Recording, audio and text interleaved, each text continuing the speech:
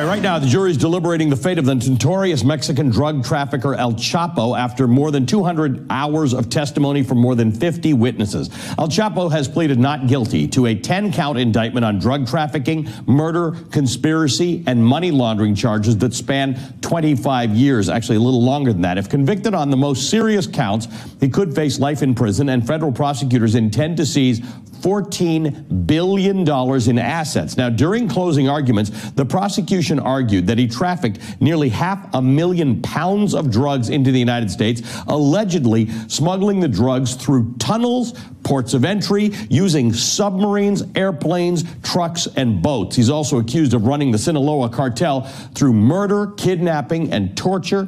Cash payoffs and ordered hits were a key part of the cartel's operations. Witnesses included accused El Chapo of paying off members of the Mexican government at every level, from local police to an alleged, unproven but alleged, $100 million bribe to former Mexican President Enrique Peña Nieto.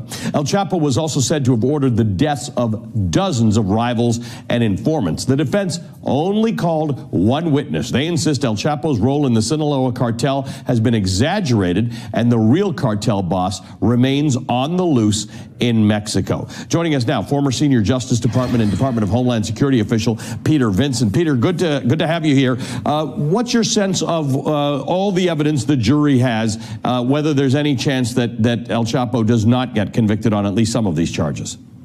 Ali, the U.S. Department of Justice came loaded for bear. They presented to the jury over 300,000 documents that were seized, drug ledgers, shipping manifests, judicialized wiretap transcripts, and perhaps most importantly, actual wiretap recordings where the jury was able to hear El Chapo Guzman discussing the activities of the Sinaloa Cartel. And the government also presented 56 witnesses, including 14 cooperating witnesses, that provided the jury with an intimate and detailed sense of how the Sinaloa Cartel operated under Chapo Guzman's leadership.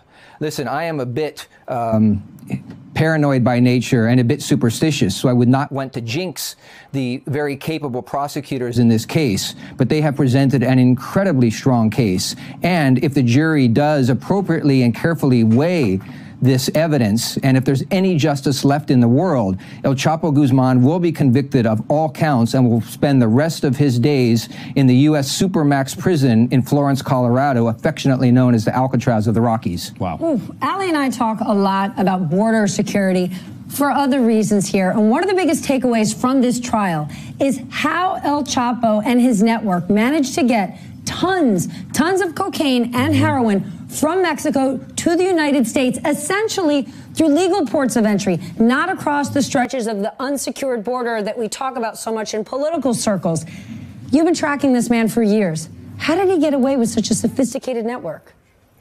Stephanie, these cartels, especially the Sinaloa Cartel, which rose to be the most powerful, feared, and vicious cartel in the world, operate as multinational corporations. We tend to treat criminals as mouth-breathing, knuckle-dragging fools, when in fact these organizations are led by very sophisticated businessmen and women.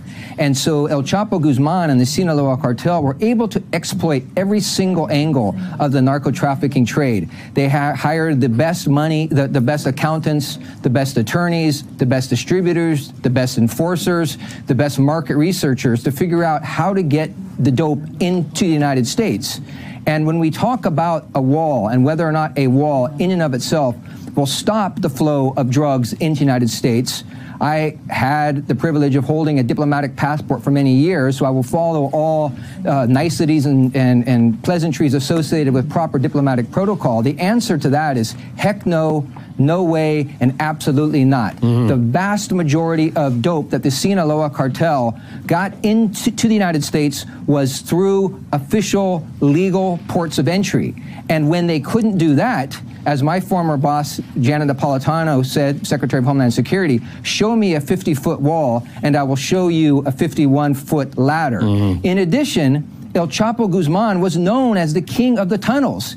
He based almost his entire criminal enterprise on getting dope under the U.S. border through these incredibly sophisticated tunnels that contained lighting, electricity. Wow. They pumped oxygen in, and I dare say there are probably, if not certainly, dozens of these very sophisticated tunnels under the U.S. southern border right now. Yeah, in fact, we just heard of the discovery of a new one. It is a remarkable story. There's some great books about this. It's really worth reading to see how this guy did it. Peter, good to talk to you. Thank you for joining us. Peter Vincent is a former senior official at the Justice Department. 11-week trial. Yeah. Imagine getting picked for that jury. It's nuts. 11 weeks.